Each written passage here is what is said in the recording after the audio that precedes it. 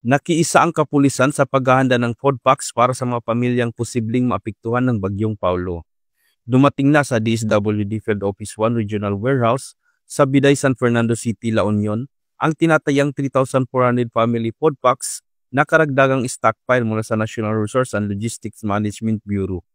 Bago ito ipamahagi, isinailalim muna sa masusing quality inspection ng tinaguriang Angels in Red Vest ang mga food packs upang matiyak na nasa maayos na kondisyon ang bawat isa at handa nang ipamigay sa oras ng pangangailangan. Bahagi ito ng buong bansa handa program ng DSWD na naglalayong tiyakin ang kahandaan ng pamahalaan sa mabilis at agarang pagtugon sa anumang kalamidad sa pamamagitan ng maagang paglalagay ng mga pagkain at pangunahing pangangailangan sa mga regional at satellite warehouses, pati na rin sa iba't ibang pre-positioning area sa buong rehiyon. Isang malinaw na patunay na sa pagtutulungan ng kapulisan at DSWD, mas napapabilis ang paghahatid ng tulong sa mamamayan, lalo na sa panahon ng kalamidad.